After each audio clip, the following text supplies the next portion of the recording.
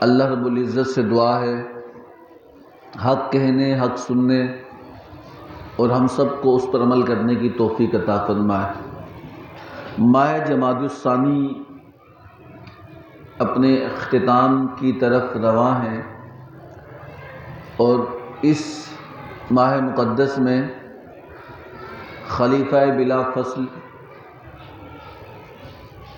حضرت سیدنا ابو بکر صدیق رضی اللہ تعالی عنہ کا یوم وصال 22 جمادی الثانی کا دن ہے کہ آپ نے اس دنیا سے اس دنیا میں 22 جمادی الثانی کو منتقل ہوئے، اور آپ کی نسبت سے یہ تیسرا جمعۃ المبارک آپ کی فضائل اور مناقب میں بات کی جائے گی۔ آپ تمام نبیوں کی امتوں کے جتنے لوگ ہیں ان سے افضل صدیق اکبر رضی اللہ تعالی عنہ کی ذات مقدسہ ہے۔ حدیث مبارکہ میں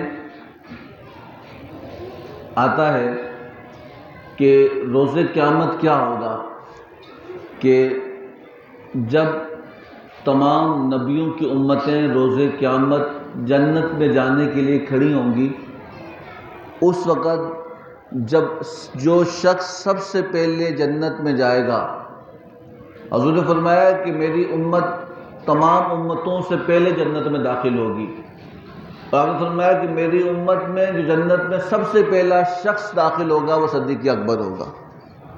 جب صدیق اکبر جنت میں داخل ہوں گے تو اس کے بعد پوری امت جتنے بھی مسلمان نیک ہیں وہ جا داخل ہوں گے، اور پھر 1,24,000 نبیوں کی امتیں داخل ہوں گی۔ تو آپ کو یہ لقب، یہ مرتبہ اللہ رب العزت نے عطا فرمایا ہے، اور گزشتہ کئی دنوں سے جنوری کے وسط سے ہم نے دیکھا کہ صدیق اکبر رضی اللہ تعالیٰ عنہ کی شان میں گستاخیاں کی گئی۔ کوئی یہ بھی سوچ سکتا ہے کہ ایسا بھی ہوگا کہ امام الانبیاء صلی اللہ تعالی وسلم جس سے بے انتہا محبت کرتے ہیں، اور پھر آپ نے اپنی زندگی کے اندر نبی کی حیات طیبہ کے اندر صدیق اکبر رضی اللہ تعالی عنہ نے 17 نمازیں پڑھائی۔ کتنی؟ بولیں۔ 17 نمازیں سیدنا صدیق اکبر نے حضور کی ظاہری دنیا کے اندر جب تشریف فرما دے تو صدیق اکبر نے آپ کے ہوتے ہوئے مصلی رسول پہ کھڑے ہو کے حضور نے کہا کہ میرے بعد صدیق اکبر اس منصب کے قابل ہیں اور وہ نماز پڑھائیں گے جب میں نہ ہوں۔ تو 17 نمازیں صدیق اکبر رضی اللہ تعالی عنہ نے حضور کی حیات طیبہ کے اندر پڑھائی، اور آپ کے بارے میں مشہور ہے کہ جتنی خدمت حضور کی صدیق اکبر نے کی اتنے کسی نے نہیں کی۔ اور حضرت ابو ہریرہ رضی اللہ تعالیٰ عنہ روایت کرتے ہیں، آپ فرماتے ہیں کہ میں نے دیکھا کہ جس نے اپنی زندگی کے اندر اپنے ہاتھوں کے ساتھ جتنی خدمت حضور کی ہے وہ صدیق اکبر کی ذات مقدسہ ہے۔ غار ثور میں آپ 3 دن قیام کیا حضور کے ساتھ، تو کبھی غار میں جھاڑو لگاتے، کبھی سوراخوں کو بند کرتے، کبھی حضور کے جسم کو دباتے، کبھی آپ کے ساتھ کھڑے ہوتے، کبھی بیٹھ جاتے، یعنی جتنا وقت ابو ہریرہ روایت کرتے ہیں، آپ فرماتے ہیں مسجد نبوی کے اندر جس نے سب سے زیادہ جھاڑو لگایا وہ صدیق اکبر تھے۔ کہا کہ جب مسجد نبوی کی تعمیر ہوئے جس نے سب سے زیادہ اینٹیں اٹھا کر مسجد کی تعمیر میں حصہ لیا وہ کون تھے؟ بولیں۔ صدیق اکبر رضی اللہ تعالی عنہ تھے۔ اور پھر روایات میں یہاں تک لکھا کہ جب اللہ کے نبی صلی اللہ علیہ وسلم جب بھی کوئی بات کہنی ہوتی اپنی زندگی کی اور کوئی کام کرنا ہوتا یا کس کام کو حکم دیتے وہ صدیق اکبر رضی اللہ تعالیٰ عنہ کو حکم دیا فرماتے تھے۔ تو یہاں پر امت کے اندر اس وقت انسان اس نہج پہ پہنچ گیا کہ جس کو حضور پسند کریں اور جس کے بارے میں حضور نے ایک الفاظ حضور ایک دفعہ تشریف فرما تھے، آپ نے فرمایا کہ لوگوں تم جانتے ہو کسی جنتی کو دیکھیں؟ کیا کہا؟ الفاظ سنیں، حضور نے فرمایا کہ تم میں کوئی پسند کرتا ہے کسی دنیا کے اندر کسی جنتی شخص کو دیکھیں جو جنتی ہے اور جس کے جنتی ہونے میں کوئی شک نہیں ہے اور وہ زندہ ہے اور اب یہاں ہم میں موجود ہے. صحابہ کرام علی رضوان کی خواہش تھی وہ خوش قسمت کون ہے؟ سب نے عرض کیا یا رسول اللہ ہم زمین پر آپ کی مجلس میں اگر کسی جنتی کو دیکھنا چاہیں جس سے رب راضی ہے. آپ نے فرمایا کہ میرے ساتھ ابو بکر صدیق بیٹھا ہے، اس کی زیارت کر لو. کہ یہ وہ جنتی شخص ہیں کہ جس کو تم زیارت کر لو، یہ جنتی، اس میں ان کے جنتی ہونے میں کوئی شک نہیں ہے. اگر کوئی ان کے جنتی ہونے میں شک کرے تو اس کی ایمان میں غلطی، اس کے نسب میں خرابی، اس کے ذہن کی خرابی ہو سکتی ہے. لیکن اللہ کے نبی نے جو کہہ دیا وہ حق ہے، وہ سچ ہے، وہ بدل سکتا نہیں، وہ غلط ہو سکتا نہیں. آج کوئی شخص سورج کا انکار کرے اور کہے کہ میں سورج کو نہیں مانتا، اس کے انکار کرنے سے سورج کی شان کم نہیں ہوگی. اگر راہ چلتے ہوئے کتے سورج کو دیکھ کے بھونکنا شروع کریں تو بتائیں ان سب کے پوری دنیا کے کتے مل کے سورج کو بھونکیں، کیا سورج کی شان کم ہو سکتی ہے؟ سورج کو کچھ بگاڑ سکتے ہیں؟ تو کہا کہ وہ نبی جو سارے نبیوں کے سردار بن کر آئے، وہ نبی جنہیں اللہ رب العزت نے اپنا محبوب بنایا، تو اس نبی کے پیارے صدیق اکبر ہیں. اور جو شخص ان کے بارے میں کوئی غلط بات کرتا ہے تو مسلمان کا ایمان اس بات کو گوارا نہیں کرتا. قرآن دیکھیں، کوئی شخص دیکھیں، اگر کوئی شخص نبی کو نہیں مانتا وہ کیا ہے؟ کافر. کیا ہے وہ؟ کہا میں نبی کو نہیں مانتا، وہ دار اسلام سے خارج ہے. کیوں؟ اللہ نے نبی بنایا ہے. اور کوئی صحابی کو نہیں مانتا تو کہا کہ وہ کافر نہیں ہوتا، وہ گمراہ ہوتا ہے. لیکن جو صدیق اکبر کو نہیں مانتا وہ کافر ہو جاتا ہے. کسی اور صحابی کے بارے میں ہم نہیں کہہ سکتے کہ اس کو نہ ماننے والا کافر ہوتا ہے. کیوں؟ قرآن شاہد ہے. قرآن کہتا ہے ثانی اثنین اذ ہما فی الغار اذ یقول لصاحبہ لا تحزن ان اللہ معنا. یہ قرآن کی تفسیر پڑھ کے دیکھ لیں. امام فخر الدین رازی نے تفسیر روح البیان کے اندر فرمایا کہ لوگوں تم کیا سمجھتے ہو یہ بات کیا ہے؟ یہ غار سور کی بات ہے کہ ثانی اثنین اذ ہما فی الغار. کہا کہ جب دو غار کے اندر تھے. اللہ کہہ رہا ہے. کون کہہ رہا ہے؟ بولیں کون کہہ رہا ہے؟ اللہ کہہ رہا ہے قرآن کے اندر کہ ثانی اثنین اذ ہما فی الغار، کہ جب وہ غار کے اندر تھے، اذ یقول لصاحبہ، اور اس نے کہا اپنے ساتھی سے کہ آپ پریشان ہوئے، کہا کہ لا تحزن ان اللہ معنا، کہ لا تحزن غم نہ کر، رب ہمارے ساتھ ہے. یہ کیا ہے؟ یہ کیا ہے؟ یہ کیا ہے؟ یہ ہے کہ جب آپ کو پچھلے جمعہ المبارک کو بتایا تھا نا، آپ غار سور میں گئے تو ابو جہل ڈھونڈتا وہ غار سور تک پہنچ گیا. وہ تھا نا کافروں کا سردار، وہ حضور کو ڈھونڈتا غار سور پر پہنچا. اور حضور اور صدیق اکبر غار کے اندر موجود تھے. کہاں موجود تھے؟ اس غار سور کے اندر موجود تھے. جب وہ غار سور پہ پہنچا، صدیق اکبر پریشان ہوئے، غم زدہ ہوئے کہ کہیں یہ بدبخت میرے محبوب کو تکلیف نہ پہنچا لیں. یہاں تک روایات میں آتا ہے کہ وہ کافر غار کے دہانے پر وہ 4000 فٹ 4500 فٹ بلندی پہ پہنچے. یعنی اتنی بغض تھا نبی کا، اتنی نبی کے ساتھ دشمنی اور عداوت تھی. جب وہاں تک پہنچے تو اس غار کے اندر سے ان کے پاؤں نظر آ رہے تھے. ایک بندہ کسی چارپائی کے نیچے چھپا ہو، چارپائی کے نیچے جو باہر گھومے گا اس کو پاؤں نظر آئیں گے کہ نہیں آئیں گے؟ جتنے لوگ آئیں گے پاؤں نظر آئیں گے. تو کہا کہ جب حضور غار سور میں تشریف فرما دے تو صدیق اکبر نے غار کے دہانے پہ دیکھا تو وہاں پر ان کے پاؤں نظر آئے. آپ غمزدہ ہوئے. کیا ہوئے؟ اللہ نے اس منزل کو اور اس منظر کو اور اس پورا منوعن واقعہ کو قرآن نے بیان کیا ہے. قرآن اتنی تفسیر کسی کے لیے نہیں کرتا. قرآن کہتا ہے کہ اقیم الصلاۃ، نماز قائم کرو، آتوا الزکوٰۃ، زکوٰۃ دو، حج کرو، رمضان کے روزے رکھو.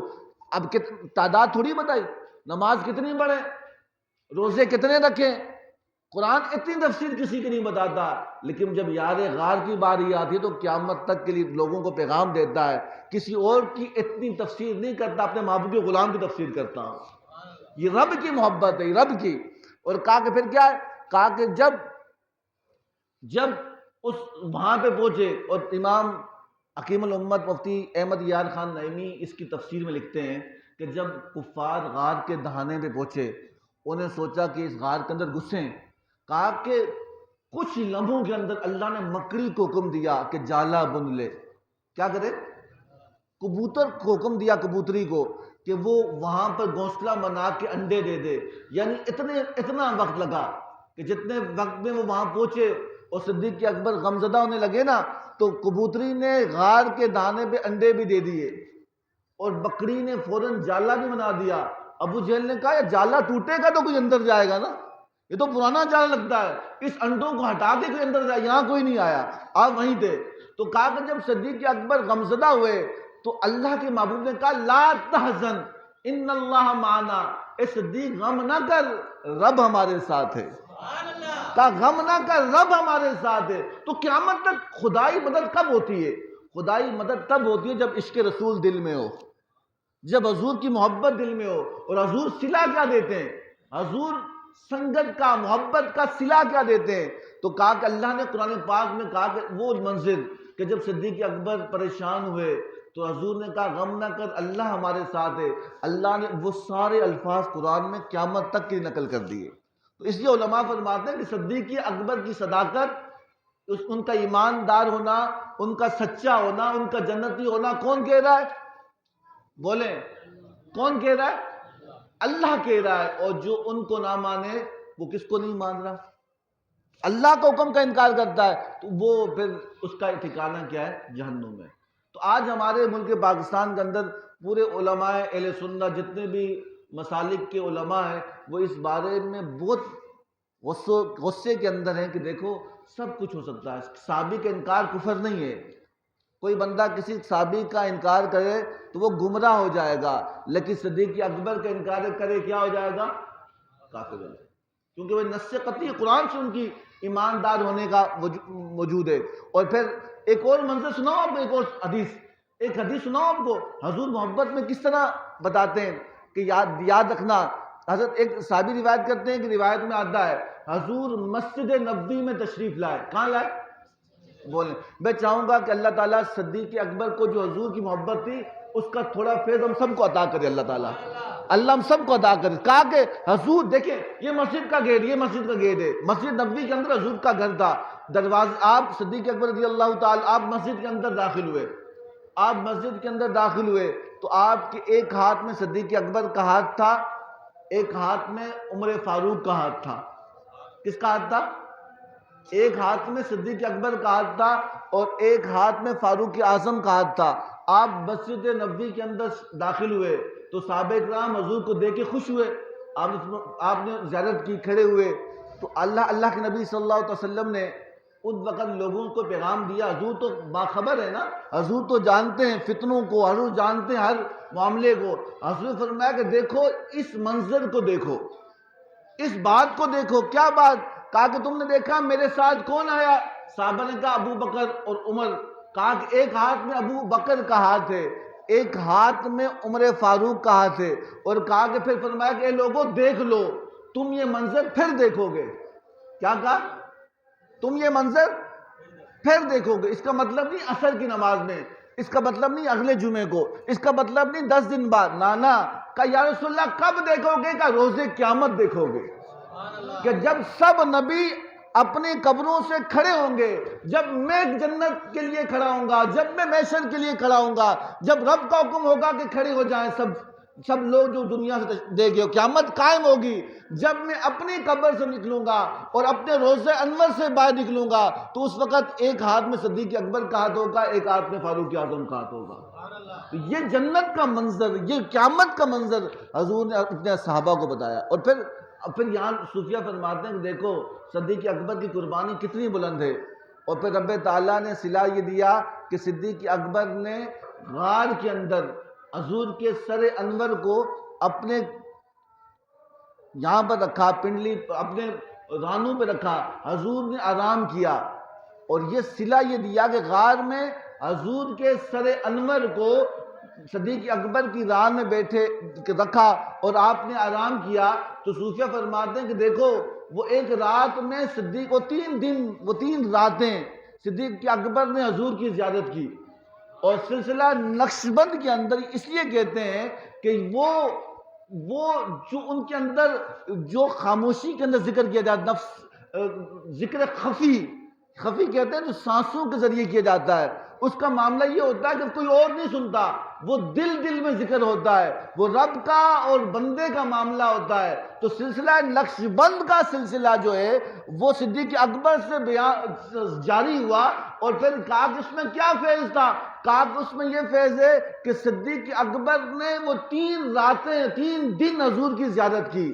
آپ کے زانو اقدس پر صدیق اکبر کے اللہ کے نبی صلی اللہ علیہ وسلم نے اپنا سر رکھا، آپ آرام کیا۔ اب کسی کے پاس کوئی چیز ہو، کوئی اسے دیکھتا ہے۔ صدیق کتنے خوش قسمت تھے کہ جس کی وجہ سے رب تعالیٰ نے کائنات بنایا، وہ کائنات بنائے جن کی وجہ سے اللہ رب العزت کے محبوب صلی اللہ علیہ وسلم کی زیارت کا شرط صدیق اکبر کو وہ 3 راتیں، وہ 3 دن جو آپ کے، وہ ایک رات تھی۔ عمر فاروق کہتے ہیں وہ ایک رات جب حضور آرام فرما رہے تھے اور صدیق اکبر کی گود میں سر رکھ کے اور صدیق اکبر اس کو دیکھ رہا تھا، تو عمر فاروق کہتے ہیں کہ میری زندگی کی ساری نیکیاں ایک طرف، وہ نگاہ مصطفیٰ کو دیکھنا ایک طرف، وہ حضور کا چہرے کو دیکھنا ایک طرف، وہ حضور کی زیارت کرنا ایک طرف۔ جو انسان اتنی عبادتیں کر کے کمال کو نہیں پاتا جو رخ مصطفیٰ کو دیکھ کے پا دیتا ہے، اتنا مقام و مرتبہ کسی کو مل ہی نہیں سکتا جو صدیق اکبر رضی اللہ تعالیٰ عنہ کو اللہ نے عطا فرمایا ہے۔ اور پھر یہاں پر ایک اور حدیث مبارکہ حضرت ابو درداء رضی اللہ تعالیٰ عنہ روایت کرتے ہیں۔ آپ فرماتے ہیں کہ ایک دفعہ ایسا ہوا، حضرت ابو درداء رضی اللہ تعالیٰ عنہ فرماتے ہیں کہ کسی وجہ سے صدیق اکبر رضی اللہ تعالیٰ عنہ اور حضرت عمر فاروق رضی اللہ تعالیٰ عنہ کے آپس میں ناچاکی ہوئی، اختلاف ہو گیا۔ اس دن مجھ سے کوئی بچے کہتے کہ بھئی صحابہ کرام میں اختلاف ہوتا، بھئی ہوتا ہے، گھر میں بہن بھائیوں کا نہیں ہوتا، لیکن وہ اختلاف کفر تک نہیں جاتا، وہ ختم ہو جاتا ہے، وہ تو محبت والے لوگ ہیں، وہ جنتی لوگ ہیں۔ اور کہا کہ پھر کیا ہوا کہ حضرت ابو درداء فرماتے ہیں کہ میں نے دیکھا ابو بکر صدیق اور فاروق اعظم کے درمیان کوئی تلخی ہوئی اور پھر وہ ناراض ہو کے چلے گئے۔ حضرت ابو بکر صدیق رضی اللہ تعالیٰ عنہ کو احساس ہوا شاید میری سخت بات تھی، آپ فاروق اعظم کے پاس آئے اور آپ کہنے لگے کہ مجھ سے غلطی ہوگی، میں معذرت کرتا ہوں۔ فاروق اعظم جلالی طبیعت کے تھے، ان کو غصہ بہت آتا تھا۔ آپ فرمایا کہ جاؤ میں معاف نہیں کرتا۔ تو صدیق اکبر خاموشی کے ساتھ حضور کی بارگاہ میں پہنچے۔ جب غصہ تھما نا فاروق اعظم کا، تو آپ نے کہا یار بات تو سچ ہے، مجھ سے بھی کوئی ایسی بات ہو گئی ہوگی۔ تو آپ صدیق اکبر کے گھر ملنے کے لیے گئے، کہا کہ بات ختم کریں، جو ناراضگی اسے ختم کر لیتے ہیں۔ جب آپ وہاں پہ پہنچے نا تو پتہ لگا وہ کہاں ہیں، حضور کے پاس۔ کہاں ہیں بھائی، وہ کہاں ہیں؟ بس صحابہ کا عقیدہ تھا جتنی بڑی مشکل ہو اسے رب حضور کے صدقے ہی دور کر دیتا ہے، جتنا بڑی رکاوٹ ہو اور اسے رب حضور کے صدقے ہی آسان کر دیتا ہے۔ ہمارے یہاں کیا کہتے ہیں، ہمارے نہیں بس اللہ کر لے گا، بھئی اللہ ہی کرتا ہے، کسی کا باپ نہیں کرتا، سارا کام رب ہی کرتا ہے، رب ہی سارے کام کرتا ہے، جو کام کر رب بھی کون انکار کرتا ہے؟ یہ ساری کائنات رب نے بنائی، رب سے پوچھو کیوں بنائی؟ کہا مصطفیٰ کے لیے بنائی ہے۔ بھئی آج کیا باتیں بتائی جاتی ہیں، آج کیا سکھایا جا رہا ہے؟ رب رب، ہم توحید کو نہیں مانتے، ہم رب کا انکار کرتے۔ رب سے پوچھو کیوں بنایا، آدم سے پوچھو کیوں بنے، آدم سے لے کے عیسیٰ تک پوچھتے رہو کیوں بنے۔ اعلیٰ حضرت نے بات ختم کی، آپ نے کہا جاؤ کلیم و مسیح و نجی سبھی سے کہیں نہ بنی یہ بے خبری کہ خلق پھری کہاں سے کہاں تمہارے لیے۔ اب روزے قیامت کی حدیث پڑھ کے دیکھ لیں، وہ حدیث پڑھ کے دیکھ لیں کہ کیا ہوگا۔ لوگ کھڑے ہوں گے جنت میں جانے کا حکم ہونے سے پہلے، لوگ بولیں گے اللہ بول لا، قرآن کہتا ہے لا تأخذہ سنۃ ولا لا، آیت کرسی پڑھ کے دیکھ لینا، من ذا الذی یشفع، من ذا الذی یشفع، کون سفارش کرے گا اللہ کی بارگاہ میں؟ من ذا الذی یشفع، کون سفارش کرے گا اللہ کی بارگاہ میں؟ اللہ کہتا ہے کوئی سفارش نہیں کر سکتا، کوئی سفارش کر ہی نہیں سکتا۔ کیوں؟ وہ قہار ہے، وہ جلال ہے اس کے اندر۔ اور کہا کہ جب روزے قیامت کا اللہ نہیں جانتا آپ کو، بولے اللہ نہیں جانتا، بولے نا، آج سب میرے سامنے وہاں آگے پیچھے ہوتے نا اندر، اللہ نہیں جانتا۔ اللہ جانتا ہے جو ہم نے کیا، جو ہم نے کرنا ہے، جو ہم کر چکے ہیں، جو ہم نے سوچا، جو ہم سوچ چکے ہیں، جو ہم نے سوچنا ہے، اس بات کو یار اللہ جانتا ہے۔ اس کا انکار کرنے والا کا ایمان قائم نہیں رہتا۔ اللہ سب جانتا ہے۔ میں آپ سے پوچھتا ہوں ہمارے جتنے گناہ ہیں اللہ کو پتہ ہے، ہماری جتنی نیکیاں ہیں اللہ کو پتہ ہے، جو نیکیاں قبول نہیں اللہ وہ بھی جانتا ہے، جو قبول نہیں اللہ وہ بھی جانتا ہے. یہی اور قرآن کہتا ہے کہ وہ روز قیامت کا منظر ہوگا، اللہ جب پوری دنیا کو دوبارہ زندہ کرے گا اور سارے لوگ کھڑے ہوں گے اور وہ کہیں گے کہ اللہ کے بارگاہ میں چلو بات کریں. اتنا قہاریت کا معاملہ ہوگا، اتنی خوف اور ہیبت کا معاملہ ہوگا، کسی انسان کی ہمت نہیں ہوگی وہ اللہ سے بات کر سکے، وہ اللہ سے بات کر سکے. تو سارے لوگ آپس میں کھڑے ہو کے 50,000 سال کا قیامت کا ایک دن ہوگا. کتنے بولیں کتنے؟ 50,000 سال کا قیامت کا ایک دن ہوگا. اور سارے لوگ سوچ میں پڑ جائیں گے کہ اب کریں گے. 50,000 سال تک کھڑے رہیں گے، اب جائیں تو کہاں جائیں بھائی؟ کس سے کہیں گے اللہ سے بات کریں؟ اور پھر سارے کہیں گے چلو آدم کے پاس چلتے ہیں. کس کے پاس چلتے ہیں؟ آدم. ساری دنیا کے لوگ مل کر اور وہ آدم علیہ السلام کے بارگاہ میں آئیں گے. وہ کہیں گے کہ اے آدم اللہ سے بات کرو، ہمارا نامہ اعمال تولیں، ہمارا حساب کرے، اللہ میں معاف کر لے. آدم علیہ السلام کہیں گے کہ نہیں میں نہیں کر سکتا، اللہ بہت آج جلال کے اندر ہے. پھر کہیں کہاں جائیں؟ کہا کہ نوح علیہ السلام کے پاس چلے جاؤ، وہاں جائیں گے. وہ کہیں گے میں بھی نہیں کر سکتا. کہا پھر کہاں جائیں؟ کہا کہ تم موسیٰ علیہ السلام کے پاس چلے جاؤ. یہاں کرتے کرتے وہ ساری دنیا کے لوگ پورے انبیاء 1,24,000 انبیاء کے پاس آئیں گے اور سارے نبی کہیں گے کہ ہم آج اللہ سے بات نہیں کر سکتے، آج اللہ کی جلال اور جلالیت اتنی ہے کہ ہم گفتگو نہیں کر سکتے، آپ اللہ ہی بہتر کرنے والا ہے. اور قرآن کہتا ہے کہ من ذا الذی، کون سفارش کرے گا؟ اس ایک آیت کو لیا، کون سفارش کرے؟ کوئی اللہ کی بارگاہ میں سفارش. اللہ نے بات آگے کلیئر کی. اللہ نے کہا من ذا الذی یشفع عندہ الا باذنی، کہا کہ جس کو میں حکم دوں گا وہ مالک بن جائے گا. الا باذنی، جس کو حکم میں دوں گا وہ مالک بن جائے گا. 1,24,000 نبیوں کے پاس جائیں گے اور کوئی بھی اس وقت اللہ کی بارگاہ میں کھڑے ہونے کے لیے بات نہیں کرے گا. وہ 1,24,000 نبی کہیں گے کہ چلو مصطفیٰ کے پاس چلتے ہیں. کہاں چلتے ہیں؟ حضور کی بارگاہ میں چلتے ہیں. اور حضور کے پاس سب امید لے کے آئیں گے کہ اے اللہ کے نبی آپ اللہ کی بارگاہ میں ہماری سفارش کریں. تو حضور نے فرمایا اس وقت جب لوگ میرے پاس آئیں گے تو میں کہوں گا کہ ہاں میں ہی تو سفارش کروں گا، میں ہی اللہ کی بات. آج کہتے ہیں روز قیامت حافظ قرآن جنت میں لے کے جائے گا، فلانا جنت میں لے کے جائے گا، نیک بندہ جنت میں لے کے جائے گا، فلانا جنت میں لے کے جائے گا. کب؟ جب حضور دروازہ کھولیں گے سفارش کا. مالک ہیں حضور. حضور اللہ کی بارگاہ میں عرض کریں گے کہ اللہ انہیں معاف کر لے. تو رب کہے گا کہ محبوب جس کو تو جائے گا ہم جنت میں داخل کریں گے، جو تیرا ہوگا، جو تیرے حکم پہ چل. کہا کہ اعلیٰ حضرت نے کہا نا اللہ کو پتہ ہے کون جنتی، اللہ چھانٹی کر لیتا ادھر ہو جائے جنت. قرآن خود کہتا ہے کہ یوم تبیض وجوہ وتسود وجوہ، روز قیامت کچھ چہرے سفید ہوں گے اور کچھ چہرے سیاہ ہوں گے، کچھ روشنی والے چہرے ہوں گے، کچھ کالے چہرے ہوں گے. اللہ جانتا ہے سارا، لیکن یہ سارا اہتمام کرنے کے لیے کیوں کیا گیا؟ یہ اس لیے کیا گیا کہ کسی اعلیٰ حضرت نے فرمایا فقط اتنا سبب ہے انعقاد بزم محشر کا، فقط اتنا سبب ہے انعقاد بزم محشر کا، کسی کی شان محبوبی دکھائی جانے والی ہے.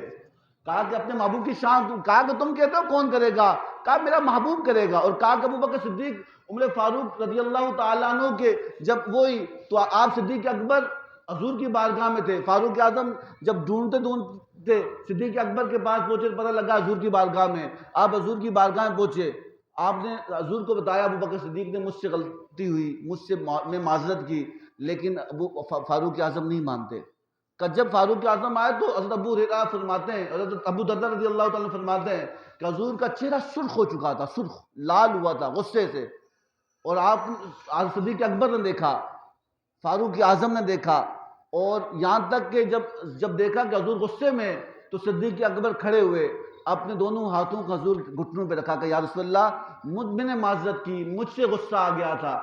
آپ فرمایا کہ عمر اگر صدیق اکبر سے کچھ معاملہ ہوا تو یاد رکھنا کہ جس وقت تمہارے خاندان کے لوگ میں نے اعلان نبوت کیا وہ تلواریں لے کر مجھے قتل کرنے کے لیے آئے تھے، صدیق اکبر سامنے کھڑا ہو گیا تھا کہ عمر فاروق جب لوگ ایک روپیہ دیتے ہوئے وہ کیا نام ہے کافر تھے اور میرے پاس اسلام کو ایک روپے کی ضرورت تھی، ایک چیز کی ضرورت تھی، صدیق نے سارا مال اللہ کی راہ میں پیش کر دیا۔ اے فاروق تو نے یہ نہیں دیکھا کہ صدیق کی مجھ سے محبت کتنی ہے، صدیق مجھ سے وفا کتنا کرتا ہے؟ اور کہا کہ تم اس وقت تم نے یہ نہیں دیکھا کہ کس طرح کرتا ہے؟ آپ نے فرمایا کہ یا اللہ کے نبی آپ مجھے معاف کر لیں۔ کہا کہ تو اتنا ہی سوچ لیتا، تو میری خاطر اسے معاف کر لیتا، میری خاطر اسے چھوڑ لیتا اور میری خاطر تو اس کو درگزر کر لیتا۔ حضرت ابو درداء فرماتے ہیں کہ فاروق اعظم نے کہا کہ یا رسول اللہ میرے ماں باپ آپ پہ قربان ہوں، آج کے بعد صدیق سے کچھ بات نہیں کروں گا۔ حضرت ابو درداء فرماتے ہیں کہ اس کے بعد کسی دم وصال تک، دنیا سے تشریف لے جانے تک کسی صحابی نے حضور صدیق اکبر رضی اللہ تعالیٰ عنہ کے بارے میں کوئی بات نہیں کی۔ کوئی بھی بات ہوتی تو وہ حضور کی وہ بات ہوتی تو مجھے دیکھ لیتے، تم مجھے ہی دیکھ لیتے کہ صدیق میرے ساتھ کتنی وفا کرنے والا ہے۔ تو یاد رکھنا کہ یہ کفار کی سازش ہے اور مسلمانوں کو منتشر کرنا چاہتے ہیں اور صحابہ کرام علیہ رضوان کے بارے میں غلط زبان استعمال کر کے مسلمانوں کے جذبات کو مجروح کرنا چاہتے ہیں۔ یاد رکھنا وہ بھوکتے بھوکتے مر جائیں گے، صدیق کی شان بڑھتی رہے گی۔ سمجھا بات کی؟ کتا بھوکتے بھوکتے مر جاتا ہے، مسافر رکتا نہیں۔ اس لیے فرمایا کہ حضور کے ساتھ تعلق رکھنے والا جو بھی شخص ہے وہ کچھ بھی نہ بولے، حضور کا رب جو ہے وہ بڑا بدلہ لینے والا ہے۔ تو اللہ سے دعا کریں کہ اللہ تعالیٰ ہم سب کو ایسے بددین لوگوں سے محفوظ کریں جو صحابہ کے گستاخ ہیں۔ اللہ تعالیٰ ایسے گمراہ لوگوں سے ہمیں دور رکھے کہ جن کے دلوں میں حضور اور حضور کے صحابہ اور اہل بیت کی محبت نہیں، اور جو کچھ سنا اس پر عمل کرنے کی ہم سب کو توفیق عطا فرمائے۔ وما علینا الا البلاغ المبین۔